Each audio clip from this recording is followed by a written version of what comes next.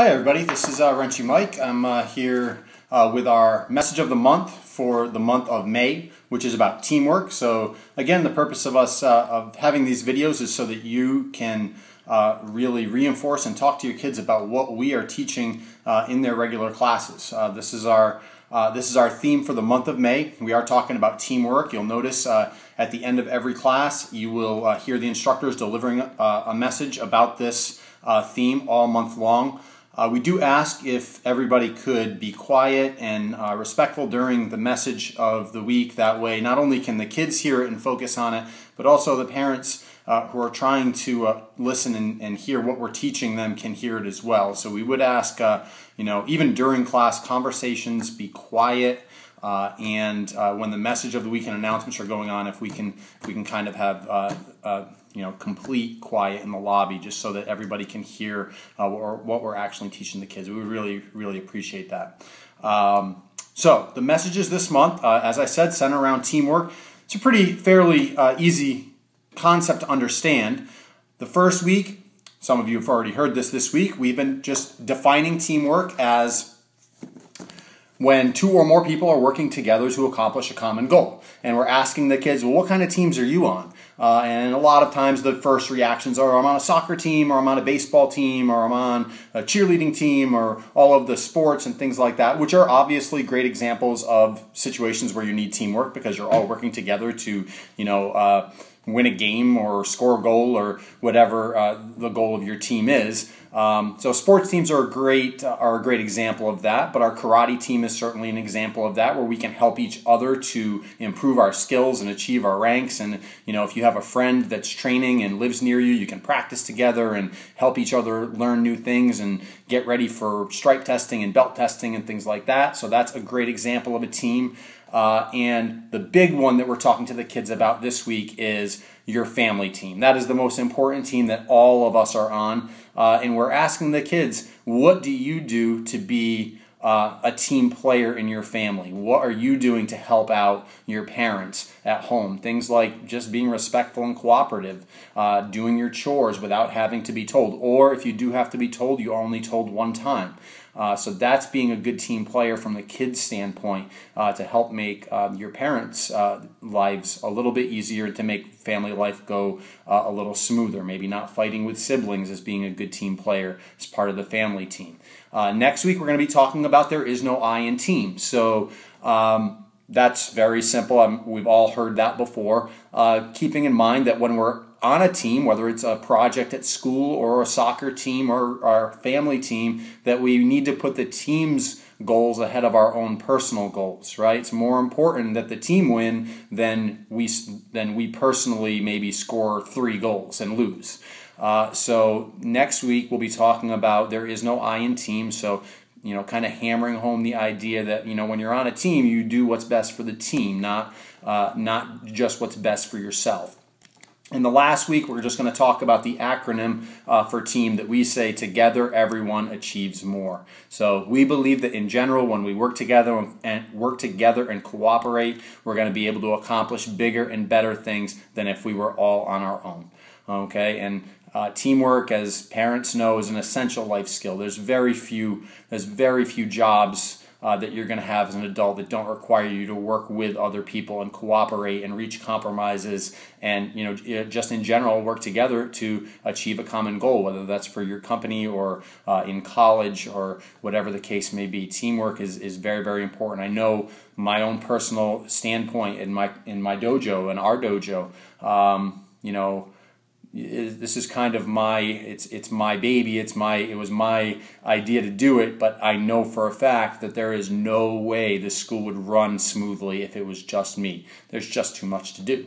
I'm so thankful that my team, Sensei Robert and Sensei Steven and Sensei Dale and Sensei Jared and Sensei Michael now, who's our newest staff member, are helping me, and they teach amazing classes, and everything from cleaning the school up to getting stars on BBE sheets and making flyers and all of the things that need to get done. I could never do it alone. So my position is certainly if I didn't have my team, I would be lost. I would have big problems if I didn't have a strong team that knows how to work together. So it's a great lesson for the kids, and I hope you'll take the time to talk to them a little bit about it at home, maybe as they're completing their BBE sheet for this month.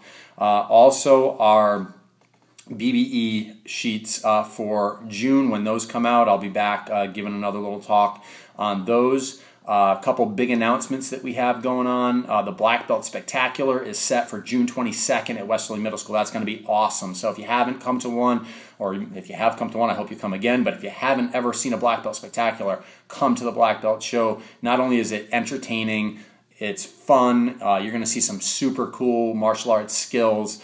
It's motivational, it's inspirational. You're going to see people achieving that big goal of black belt. I've known kids that maybe before they went to the show were having a little bit of a lull in motivation, and then when they come to the black belt show, they're like, wow, yeah, that re-inspires them. It invigorates them to continue on with their training. And getting to black belt is not easy. I'd never claim it's easy, but it is something that's possible if we work together as a team. Parents, instructors, teachers, myself, everybody working together, we can definitely get these kids to achieve that rank, and hopefully way farther than that, as they continue on in their martial arts journey.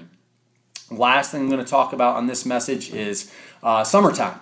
We have a great schedule of events coming up in the summer. I know everybody is busy in the summer. You're taking vacations, you got camps, you got the beach, you got the pool, you got all kinds of things going on during the summer, which is great, and we have to enjoy the couple of nice months of weather that we have around here. But at the dojo, we are going to have lots of exciting things going on every single week. Of summer, kids' classes are going to be themed, so they're going to have something special going on in class every week, whether it's beach ball week or whether it's obstacle course week or board breaking week or jump kick week or whatever we have planned. Every week of summer is themed, so it's going to be extra fun to come to class during the summer. We're going to have a couple of ice cream socials. We're going to have a couple of super summer sleepovers, so some really cool social events for the kids. We're going to be doing 4 classes down at Musquamaket Beach. That's always a blast. Kids love doing karate on the beach and getting wet and sandy and all of that stuff.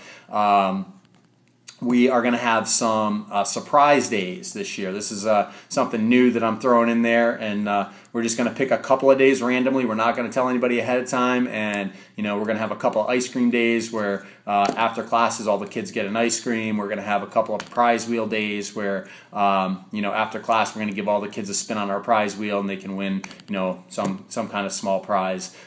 Just to keep things interesting, keep things spiced up during the summer. We want to help you keep your kids motivated so they don't fall behind and they stay on track to achieve their goals.